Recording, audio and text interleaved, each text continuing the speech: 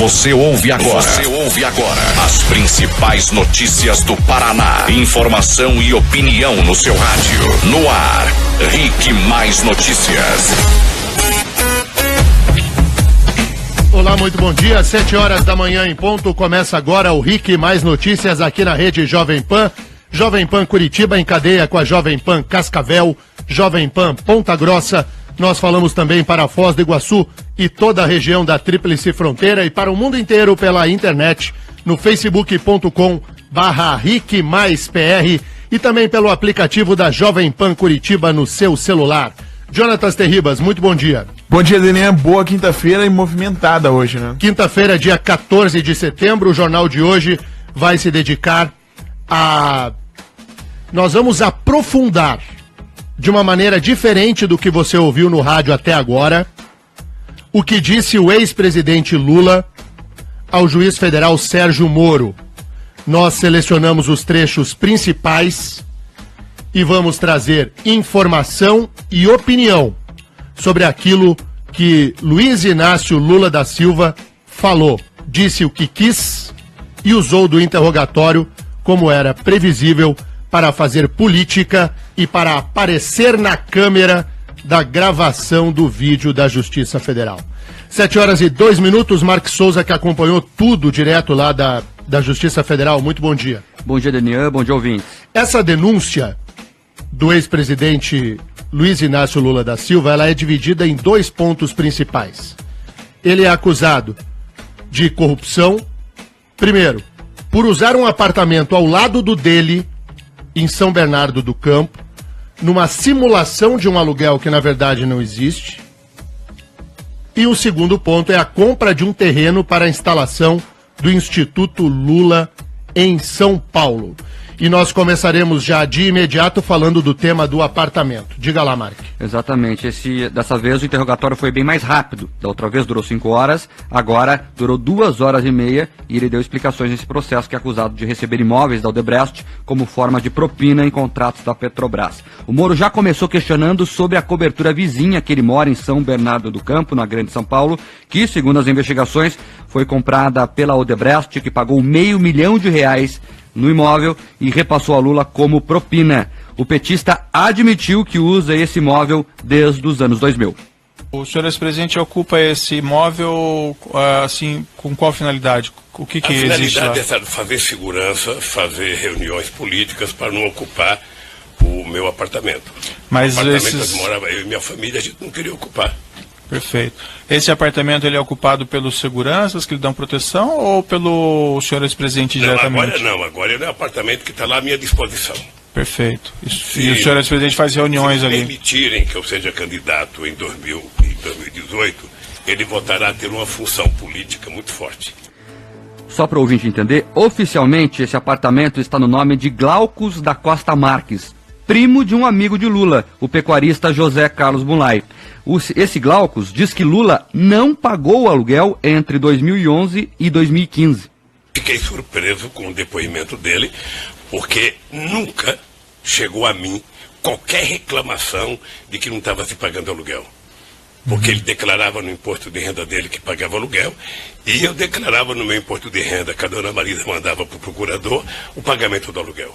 Então, para mim, nunca chegou.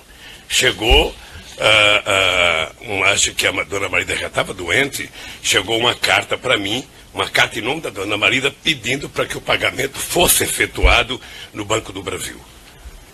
Mesmo nessa carta não se fala de atraso, não se queixa de atraso. Então, para mim estava tudo normal. O juiz Sérgio Moro questionou então se Lula teria como apresentar os comprovantes de pagamento do aluguel. O ex-presidente disse então que a ex-primeira-dama é quem cuidava dos pagamentos. Em outubro de 1975, uma conta conjunta com a dona Marisa, para deixar a dona Marisa administrar as questões da casa.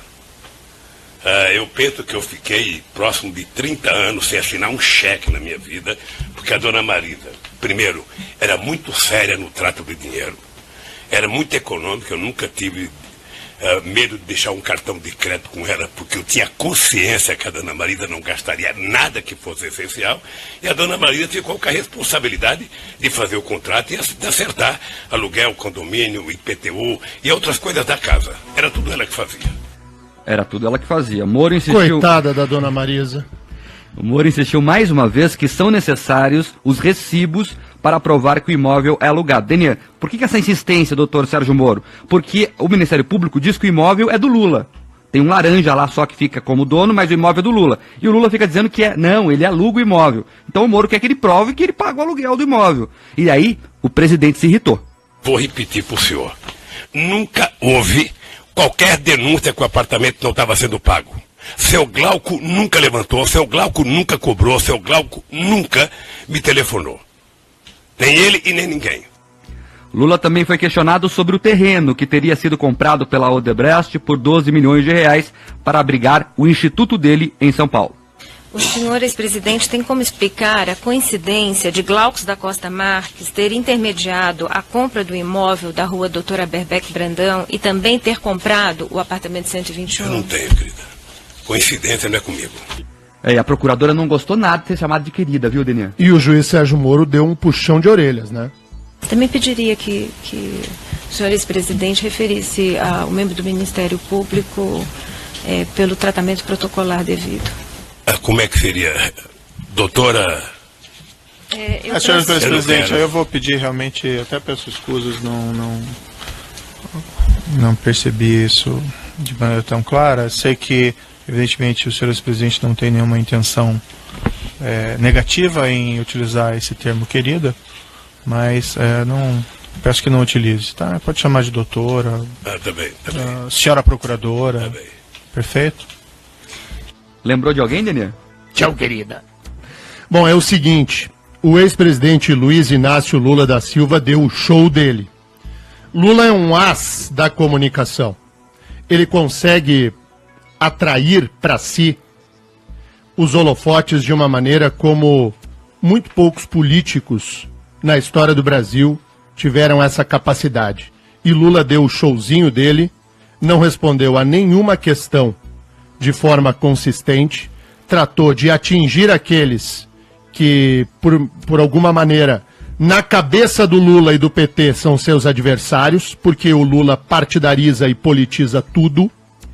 Então deu essa desculpa esfarrapada, mas só para você ter uma ideia, você aí do outro lado do rádio, o laranja, segundo o Ministério Público, o laranja que simula o aluguel da cobertura vizinha à do Lula é o mesmo que comprou o terreno para a instalação do Instituto Lula, no nome dele, o tal do Glaucus. O Glaucus está ligado ao Lula por um apartamento que o Lula diz que não é dele e por um terreno para o Instituto Lula que o Lula diz que não é dele. E o Glaucus é primo do Bunlai, que é o amigão do Lula. Mas para isso o Lula não quer falar, porque coincidência não é com ele. Nesse ponto eu concordo com o ex-presidente. Não é coincidência, é crime. Coincidência atinge as pessoas de bem. A coincidência delituosa demonstra o ilícito, o crime. Lula deu o showzinho dele, mas não respondeu nada de forma consistente. O que mais, Mark? Denier, ele se queixou aí que foi vítima de uma caça às bruxas. Cada vez que eu saio daqui, ou cada vez que eu ligo na televisão, eu vejo as pessoas fazendo campanha contra mim. Aliás, um conselho, o senhor usa numa frase aqui a palavra denegrir com relação ao advogado da Espanha que fez acusações que o senhor não gostou. Politicamente não é correto falar denegrir, que o movimento negro do país não gosta. Certo. Senhor ex-presidente, não é para campanha, nem aqui para fazer declarações. O que o senhor quer falar sobre o objeto da denúncia? Eu todo dia tenho 20 a 30 minutos de campanha contra mim, difamando meu nome, achincalhando meu nome, sem nenhum respeito. Não importa qual seja o tamanho da mentira. Não importa. Ontem mesmo, não sei se o senhor acompanhou, eu sou motivo de uma outra outra ação do Ministério Público, por uma medida provisória aprovada por unanimidade no Congresso Nacional, sabe? Ou seja, parece que eu sou... parece que tem uma caça às bruxas. Não dá nem para comentar, né? O ex-presidente Luiz Inácio Lula da Silva puxando a orelha do juiz Sérgio Moro, porque o juiz Moro usou a expressão denegrir. O Moro, um juiz federal, professor de direito, o homem correto. Quero só lembrar ao ouvinte da Jovem Pan, nem precisava. O mocinho da história é o juiz Moro. O bandido é o Lula. E o Lula ensinar português e o politicamente correto ao juiz Sérgio Moro é a mesma coisa que eu encontrar um físico e querer ensinar para ele o movimento retilíneo uniforme. Faça-me o favor. Ele continuou, viu, Daniel? Ele encerrou o depoimento, o interrogatório, com mais um enfrentamento contra o juiz Sérgio Moro. Eu vou chegar em casa amanhã, vou almoçar com 8 netos e uma bisneta de 6 meses. Eu posso olhar na cara dos meus filhos e dizer que eu vim a Curitiba prestar depoimento a um juiz imparcial. Bem, primeiro não cabe ao senhor fazer esse tipo de pergunta para mim, mas de todo modo, sim. Sim. Porque não foi o procedimento na outra ação, doutor. Eu não vou discutir a outra ação não foi. Com o senhor ex-presidente. Se nós fôssemos discutir aqui, a minha convicção foi que o senhor é culpado. Não vou discutir aquele processo aqui. O senhor está discutindo lá no tribunal e apresente suas razões no tribunal, certo? É assim, senhor Lula, não é debate político. O senhor não fala para a câmera. O senhor é réu. Foi condenado criminalmente a 9 anos e meio de reclusão pela prática do crime de corrupção. Se o senhor não gostou da decisão judicial, que é um direito seu e de todos os brasileiros que venham a eventualmente sofrer uma condenação, poderão recorrer ao Tribunal Superior, no caso da Justiça Federal do Paraná, ao Tribunal Regional Federal da 4ª Região em Porto Alegre. Apresente as suas considerações, as suas alegações, as suas fundamentações aos desembargadores federais em Porto Alegre e eles julgarão o recurso. E aí o Lula quis bancar o engraçadão e o ex-presidente levou na orelha, dizendo que na convicção daquele juízo, ele é culpado. Quem fala o que quer, naturalmente ouve o que não quer. 7h13, agora tem um ponto do depoimento que a gente agora vai tratar com muito cuidado, que é o momento em que Lula foi chamado a responder às acusações que foram feitas pelo ex-amigo Antônio Palocci. Vai, Mark. E para se defender de afirmações tão graves, Lula preferiu começar atacando o ex-braço direito, o próprio Antônio Palocci. E eu conheço o Palocci bem. O Palocci, se não fosse um ser humano, ele seria um simulador. Sim. Sabe? Ele é tão esperto que ele é capaz de simular uma mentira mais verdadeira que a verdade. Palocci é médico, é calculista, é frio. Nada daquilo é verdadeiro, então. Nada é verdadeiro. Certo. A única coisa que tem verdade ali é ele dizer que ele está fazendo aquela delação porque ele quer os benefícios da delação. Mas exatamente há uma semana, sentado na mesma cadeira ocupada por Lula nesta quarta-feira, Palocci deu nomes, datas e contextos de encontros que confirmaram a denúncia do Ministério Público. Porém, ontem, Lula negou que tenha recebido dinheiro ou vantagens do Grupo Odebrecht. O senhor ex-presidente ou pessoa ligada ao senhor ex-presidente recebeu valores do Grupo Odebrecht, não aqui falando em doações eleitorais registradas, mas doações informais ou qualquer espécie de vantagem financeira? Quem? Eu? Isso. Não. Ou pessoa ligada ao senhor com seu conhecimento? Não. Não? Não. Mas tanto o empreiteiro... Quem? Mark, desculpa te interromper. Imagina. Quem? Eu? Não, eu, vai ver. Quem que é o réu, meu Deus do céu? Quem? Eu? Não, o Papa Chico. Gente amada, vai, Marcos. Mas apesar do Lula falar isso, tanto o empreiteiro Marcelo Odebrecht quanto o ex-ministro do PT, o Antônio Palocci, narraram um encontro no penúltimo dia de 2010, em que, segundo Palocci, um pacote de propinas teria sido comunicado a Lula, que estava prestes a deixar o cargo. Só de dinheiro de propina para comprar um terreno que serviria para a nova sede do Instituto Lula, o ex-presidente se limitou a dizer que nunca tratou o assunto desta forma. Nunca tratei com esse assunto, nem com o Emílio Odebrecht, nem com o Marcelo, nem com o Palocci. E vou repetir aqui, a única pessoa que me comunicou até terreno chama-se Dr. Paulo Okamoto. Mas na versão de Palocci, Lula sabia sim do caso e foi desencorajado até pelo ex-ministro a fazer a negociata durante a campanha de Dilma Rousseff, a desistir do negócio. Sobre uma tentativa de barrar as investigações da Lava Jato, Lula também negou a acusação. Se tem um cidadão que tem coragem de olhar no seu olho e no olho dos meus acusadores e dizer que tem um cidadão nesse país que tirou o tapete da sala para que a podridão apareça, esse cidadão chama-se Luiz Inácio Lula da Silva. Portanto, eu não admito que ninguém diga que eu tento obstruir a justiça. Bom, então a gente percebeu, nós separamos aí os trechos principais do interrogatório do ex-presidente Lula.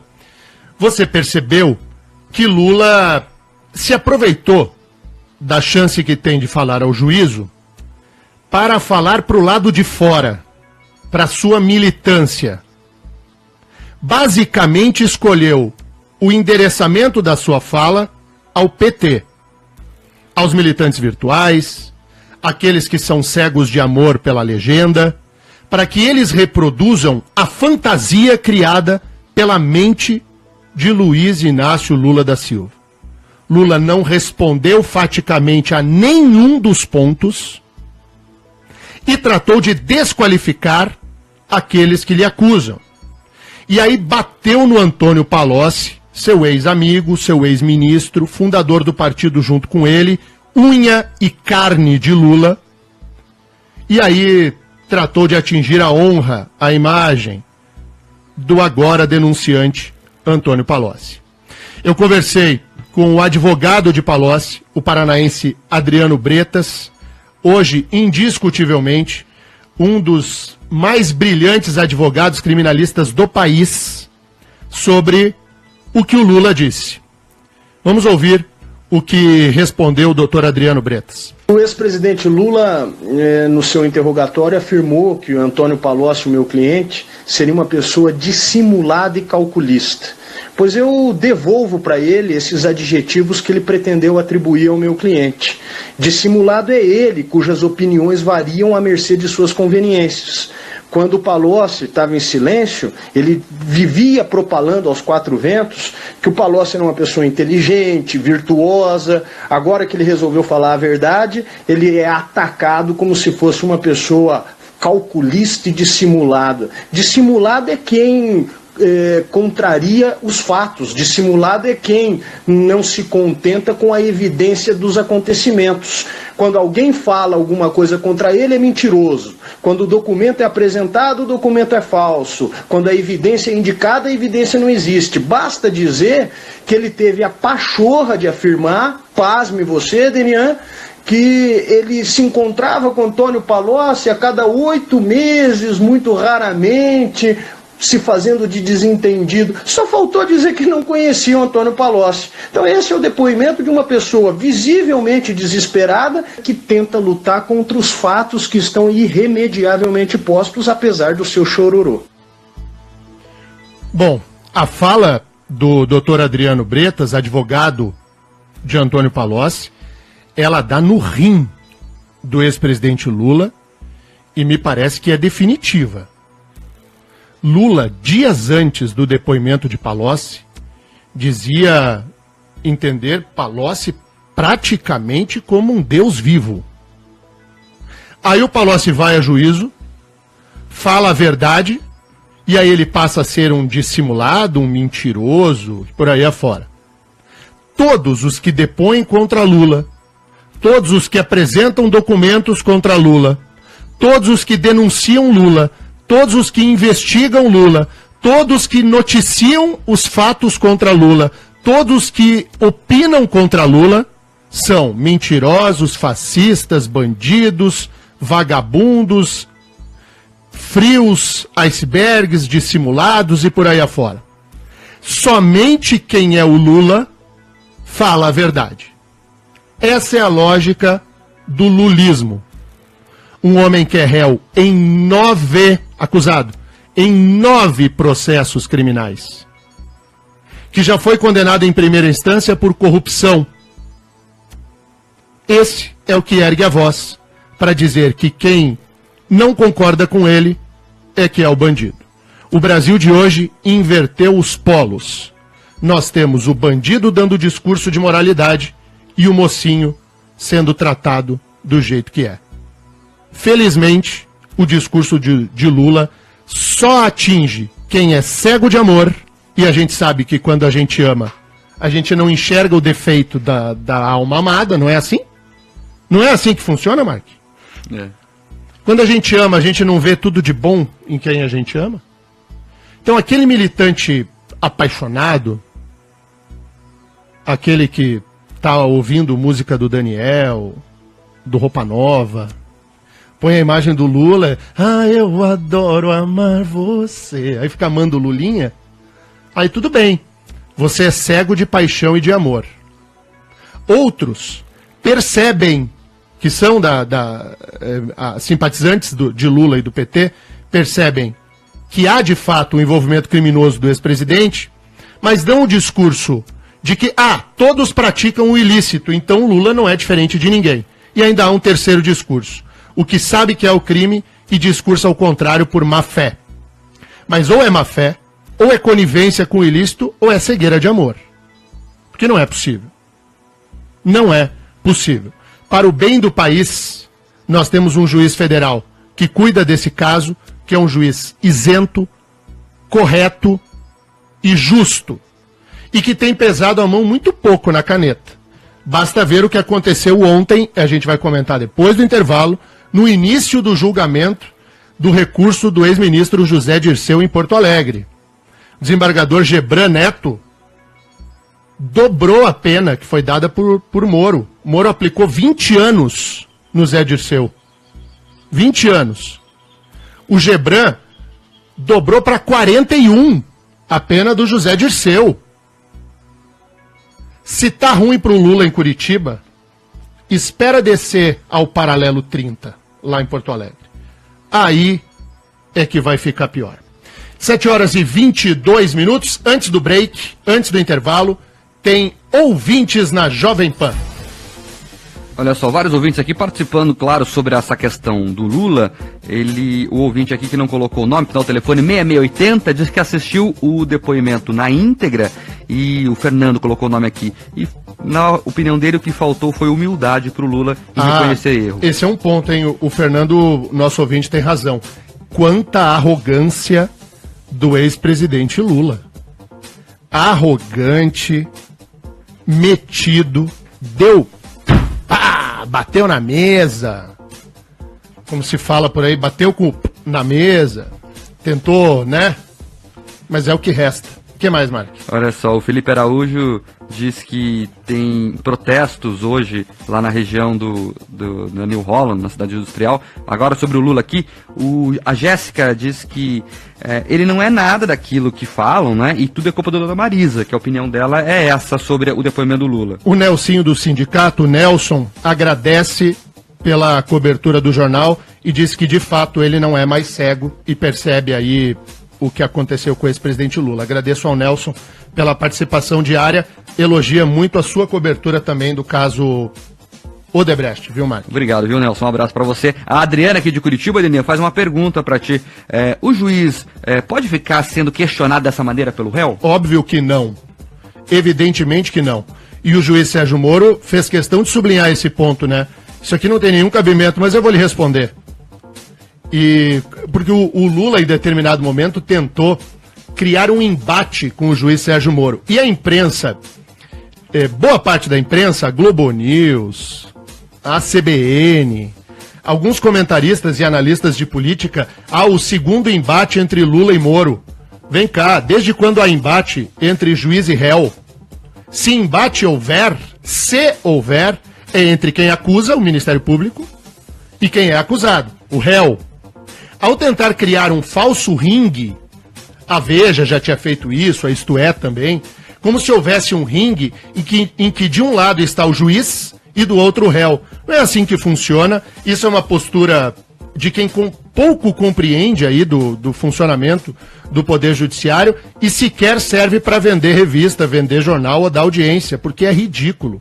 O Lula tentou entrar na onda do embate e o juiz Sérgio Moro não deixou isso prosperar. O Lauro aqui de Curitiba diz que tá com medo do Lula prender o Sérgio Moro depois do depoimento dele.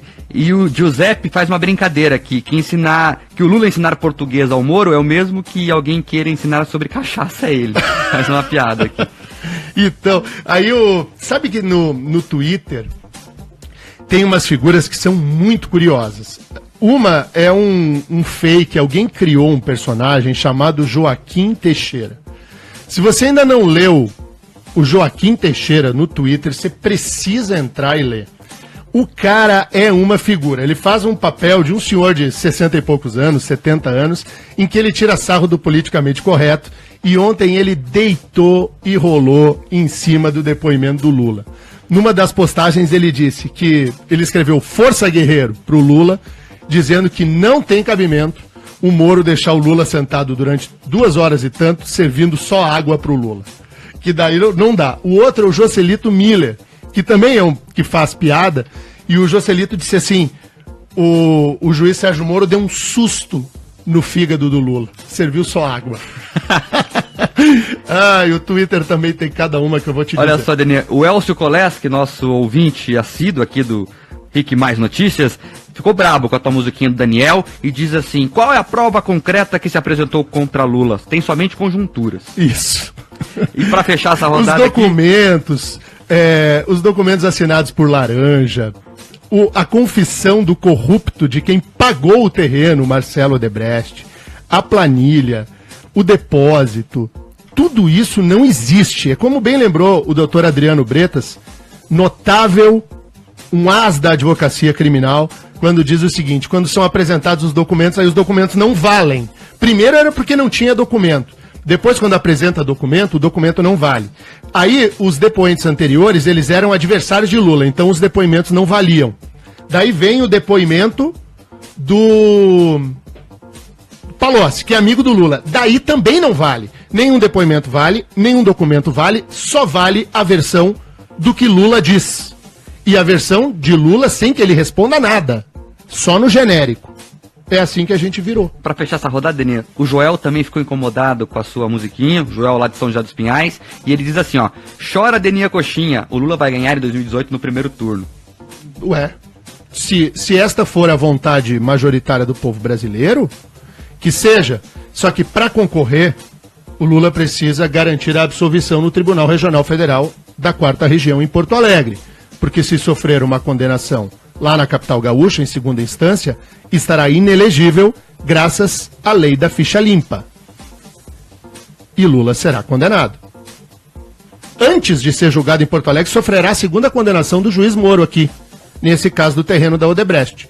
Quando ele for a Porto Alegre, já terá sofrido 2 condenações em Curitiba. Agora são 7 horas e 28 minutos, tem um intervalo e voltamos na sequência. Rick Mais Notícias.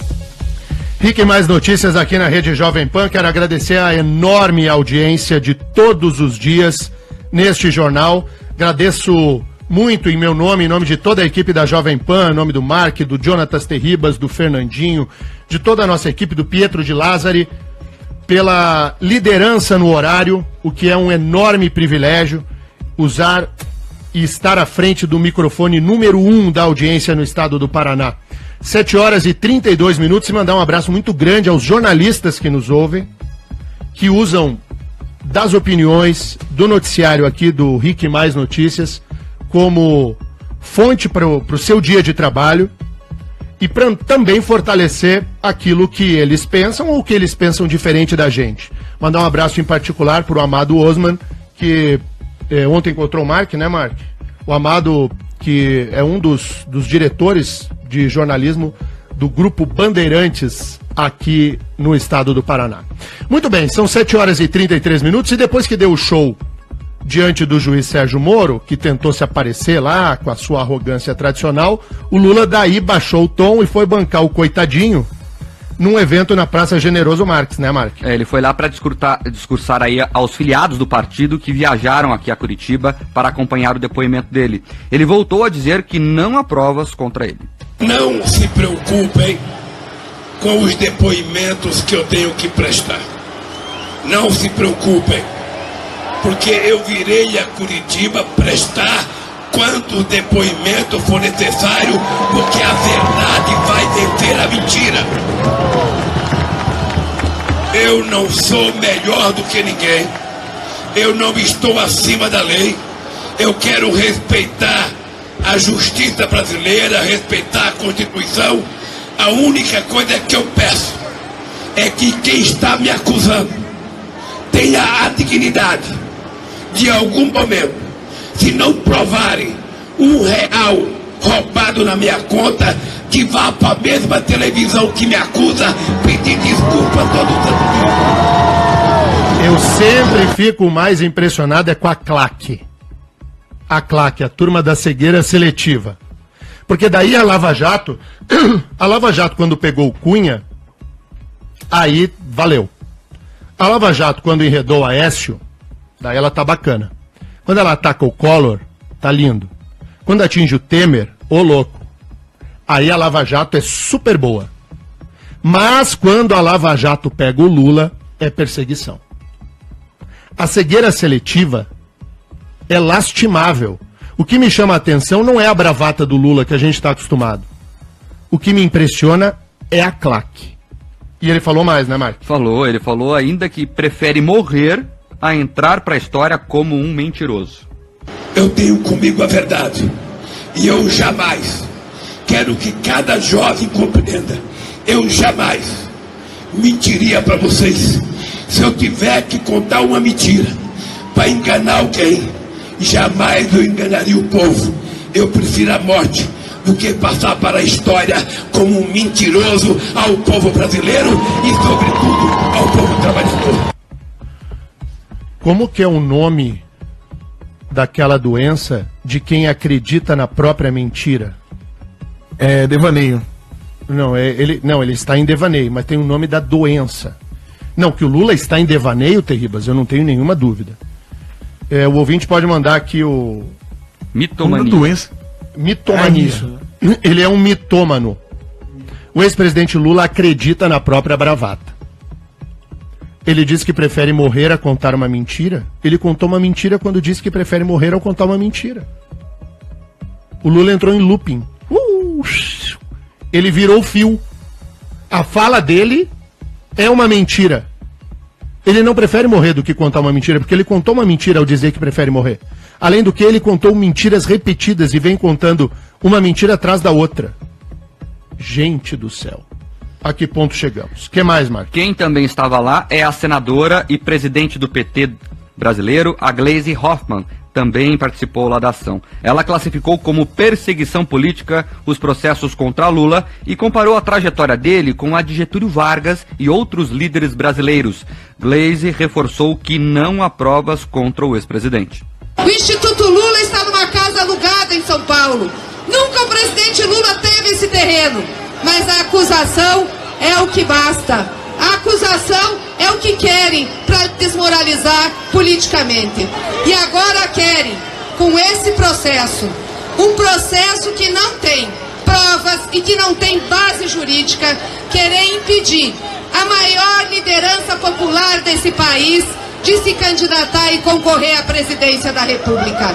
É esse o objetivo e o motivo dessa operação, que não outro. O senador Roberto Requião, do PMDB, também estava presente e defendeu Lula. O que estão fazendo com o companheiro Lula é o que estão fazendo com o Brasil atrás desse biombo de perseguição política e de projetos penais direcionados seletivamente. Bom, que ninguém tenha dúvidas de que lado Requião está. Requião é Lula. Requião é PT. Requião passa pano com alvejante na santidade Luiz Inácio Lula da Silva. Requião é uma vergonha. É o pior dos 3 senadores do Paraná, disparado. E Requião, no fim da carreira, se abraça ao pouco que lhe resta, a esquerda radical, para tentar ver se pelo caminho da esquerda ele consegue se reeleger ao Senado. Requião está com Lula, com o PT, com a Gleice e fim. Que ninguém se deixe enganar em 2018 quando ele aparecer fazendo sinalzinho da cruz, falar de Deus e tudo. Requião é outro, né? É outro. Deixa eu registrar aqui a audiência do jornalista Felipe Chemali, de Porto Alegre. Querido amigo, melhor repórter que eu já vi.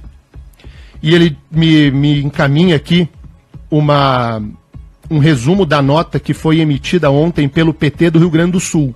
O PT do Rio Grande do Sul, ao lado do PT de São Paulo, são os 2 partidos dos trabalhadores mais fortes do país. E eles influenciam o pensamento do PT nacional. Por isso que eu vou ler esse pedaço da nota. Sabe o que o PT gaúcho disse sobre o Antônio Palocci, Mark? Que a conduta do Palocci não está adequada à de um militante de esquerda.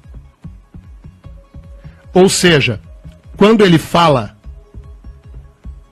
o PT gaúcho fala ao militante de esquerda, ele está induzindo como deve ser o comportamento do seu militante, nas redes sociais, nas ruas e por aí afora. É assim que conduz o caminho. Para mim é muito bom, agradeço demais ao Felipe, sensibilidade de um grande repórter que contribui com esse jornal. Tenê, e o próprio Palocci falou isso no depoimento dele.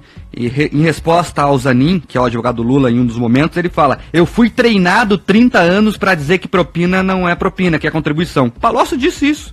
Ou seja, isso aí que é atitude de militante de esquerda. E o Palocci, que era o super inteligente, virou o médico frio e calculista, né? Sabe quem que falou sobre ele também? A Gleisi Hoffmann. Ela que estava lá no começo do depoimento, foi lá receber o Lula, e ela disse que o ex-ministro vai ser expulso do PT. De acordo com ela, o Estatuto do Partido dos Trabalhadores não permite que os filiados falem mal da legenda. Em função disso, um processo de desligamento de Palocci foi iniciado já na sigla. O presidente nacional do PT, a presidente, disse ainda que as citações de Palocci não afetam Lula nem o PT porque são mentirosas. A senadora finalizou afirmando que Palocci falou tudo isso para se livrar da cadeia. Virou um traidor, Denian. Traidor do mundo petismo. Aí é o seguinte, nós ouvimos a senadora Gleice, ouvimos o senador Requião, vamos ouvir agora o que diz Álvaro Dias a respeito desse caso. Uma fase histórica na vida do Brasil, porque antes a justiça era tida como só para os pobres. E agora ela alcança os poderosos. Até o ex-presidente da República senta no banco dos réus e será julgado. E com a implacabilidade necessária, porque o Brasil foi assaltado.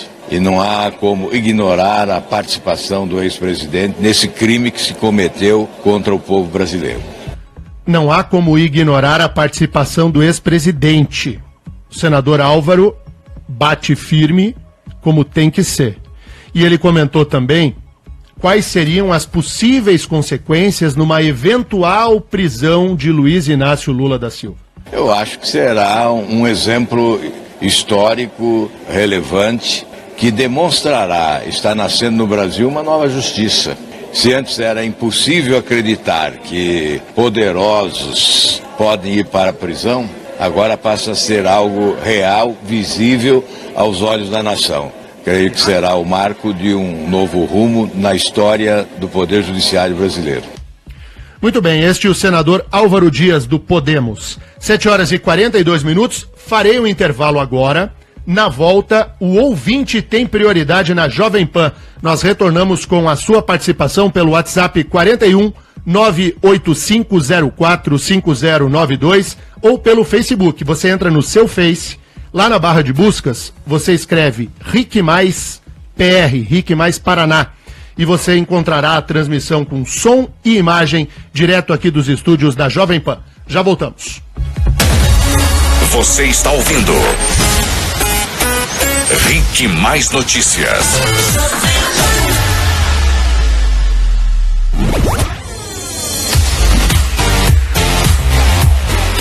Muito bem, deixa eu falar agora para quem é de Curitiba e tem uma novidade que foi implantada pela Prefeitura Municipal. Eu que sempre faço críticas ao mundo político, preciso agora falar do outro lado. Já está funcionando o aplicativo da Prefeitura Municipal, é o Saúde Já Curitiba. Você agenda os seus atendimentos pelo aplicativo. Para usar é o seguinte, você precisa baixar o aplicativo Saúde Já Curitiba no seu celular, tem que se cadastrar no posto, e aí o seu CPF é o login e a senha é a data do nascimento. O login é o CPF, a senha é a data de nascimento. Aí você, quando baixar, vai estar simples, você procura o tipo de atendimento que precisa, entra na unidade de saúde a qual você está vinculado e marca pelo aplicativo. Essa é uma notícia boa, que retira do relento, do frio, da barbaridade do atendimento desumano, quem precisa de atendimento médico. Então quero fazer o registro aqui para quem é de Curitiba, que precisa de atendimento de saúde, para baixar o aplicativo do Saúde Já Curitiba. Tá tudo bonitinho, você se cadastra no posto, o login é o CPF e a senha é a sua data de nascimento. Falei. Rick Mais Notícias. Rick Mais Notícias abre espaço agora para o ouvinte aqui na Jovem Pan. Você quer mandar o seu recado para cá? 41 98504 5092 98504 5092. Diga lá, Mark. O Roger, aqui do bairro do Cabral, diz que ele é da CUT, mas a parte da CUT que representa o trabalhador, segundo ele, e não a CUT que defende bandido, e que não são todos que estavam lá apoiando bandido. Ó, rachou, hein? Rachou a CUT. Nem toda a CUT mais é petista. Nem a CUT mais tá só com o Lula, hein? Também tem a ouvinte que não colocou o nome, final do telefone 0473. Ela diz que, na opinião dela, há desequilíbrio nas falas do Lula e que ela também critica aqui a Gleice Hoffmann e o Requião por apoiá-lo, dos senadores paranaenses. Também tem os ouvintes aqui falando muito na questão da Dona Marisa, que mais uma vez ele citou a falecida Dona Marisa como culpada aí por alugar o apartamento, por escolher o instituto, o pessoal revoltado com essa situação. Também tem o Eugênio Liceski, do bairro Ouro Fino, em São José dos Pinhais, porque o nosso futuro presidente da República, Álvaro Dias, falou, é uma coisa linda e certa, ele criticando aqui a questão do Álvaro Dias. O senador Álvaro Dias, que conta aí com apoio maciço da população do Paraná, basta ver a última eleição ao Senado, mas dizer nosso futuro presidente é uma crença, assim, uma fé também grande, hein? Porque o trajeto, ele é difícil, pedregoso, e sequer a candidatura do senador Álvaro é isso tudo de força. Espera em 2018, tem muita água para correr por baixo da ponte. A Ana Paula faz uma pergunta para ti, Denian, perguntando se será que é proposital a escolha de uma política paranaense para liderar o PT? É para fazer um contraponto ao Sérgio Moro? Não, é porque Gleice é quem restou. Não tem ninguém com tamanha habilidade para transmitir aquilo que o PT pensa do que uma petista de verdade. A senadora Gleice é vermelha por dentro e por fora. A senadora Gleice é o PT perfeito. Ela estava lá ontem, né? Com a e ela é ré, vermelha. Né? Pois é, e ela é ré na Lava Jato. Então ela, quando fala contra o juiz Sérgio Moro, contra as investigações, contra o Janot, contra quem quer que seja, os procuradores de Curitiba, ela também está falando por si, o marido dela também é réu. Então dentro de casa tem processados dos dois lados, né? Então a escolha não tem nada a ver com o fato dela ser paranaense, e sim com o fato de ela estar sentindo na pele, como petista que é de verdade, daquela assim de 4 costados, tchê. Essa é petista até o último fio do cabelo. O Dienilson Rodrigues diz que é difícil acreditar que há alguém que ainda acredite no Lula, mas o mais impressionante é entender que alguém o defenda.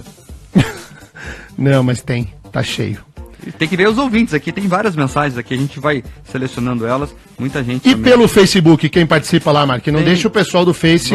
Vamos lá. Hoje, grande audiência pelo Face, hein? Bem acima da média, inclusive. O Divonei Macedo tá conosco, pedindo para você comentar o voto distritão que estão querendo impor. Mas acho que agora não dá tempo. Não, né, hoje Danilo? não, a gente comenta aí outro dia. O Cris Ferreira tá com a gente também, o Emerson Maicon, o Aníbal Manes, o Ednei Oliveira, a Flávia Quadri, o Carlos Eduardo Moro Costa. Olha só, será que é a parede do Moro ou não? Só sei lá, né? homônimo, né? O Thiago Rodrigues, o Osmar Koppen, o Daniel Dimas, o Rodrigo Mourão, o Daniel Dimas de novo aqui, o Venâncio sempre com a gente, a Rafaela Varane, o Rafa, enfim, muita gente aqui, Daniel, eu tô baixando aqui a lista e citando alguns. A Simone Hubert também, você falou dos jornalistas que nos acompanham também conosco, o Emerson Lopes, a Rosineide Lima, enfim, muita gente aqui pelo facebook.com/RickMaisPR. Agradeço muito a participação de todo mundo aí pelo Facebook, pelo WhatsApp no jornal Líder, jornal número 1 no estado do Paraná. 7h50. Bom, muito bem, vamos falar aqui do que aconteceu lá em Porto Alegre, no Tribunal Regional Federal da 4ª Região. O ex-ministro José Dirceu, do PT, ele foi condenado em primeira instância a uma pena um pouco superior a 20 anos pelo juiz federal Sérgio Moro. Ele recorreu da decisão e o recurso começou a ser analisado pelo Tribunal Regional Federal em Porto Alegre ontem à tarde. São 3 os desembargadores a votar. 2 votaram e um terceiro pediu vista. Não há data para retornar ao plenário dessa turma o julgamento. Então, o que aconteceu? O relator da Lava Jato, o desembargador Gebran, que é paranaense, o Gebran Neto, ele confirmou a condenação de José Dirceu e aumentou a pena. Passou de 20 anos e pouco para 41 anos. O revisor, o desembargador revisor, Leandro Paulsen, também subiu a pena de José Dirceu. E o terceiro integrante, que é o Victor Laus, o desembargador Laus, pediu vista. Mas a vida do Dirceu complicou. A pena dele, que já era bastante elevada, vai subir ainda mais. O Dirceu Guerreiro do povo brasileiro é aquele que diz que preferia morrer a delatar o seu amigo Lula. E ontem o Lula, imitador, usou de novo a expressão "eu prefiro morrer". O que mostra esse alinhamento do pensamento do Dirceu. O que o Dirceu fala, o PT vai e segue. É impressionante.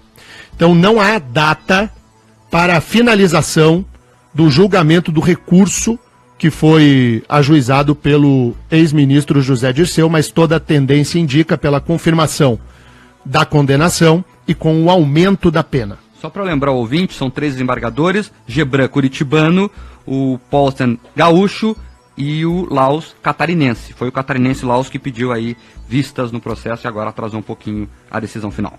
Muito bem, 7h53, está na hora de ir embora. Mark, valeu. Valeu, Denis, até amanhã. Grande jornal hoje, Terribas, valeu por tudo. Hoje a operação foi complexa, mas muito bacana. E hoje tem o show do Maroon 5. Ah, hoje é show do Maroon 5. Hoje é show do Maroon 5. Então, pra rapaziada que não vai no show, e pra também quem vai no show, pode acompanhar toda a cobertura nas redes sociais da Jovem Pan Curitiba.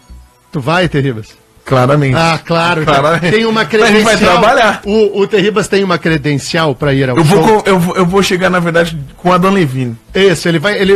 A credencial do Terribas é tão forte, mas tão forte, que quando começar o Sugar lá do Maroon 5, quando aparecer aquele rapazinho dançando no palco, no cantinho, é o Terribas. Sou eu. Sugar. Verdade. Não tem como ir embora com essa Sugar aí hoje?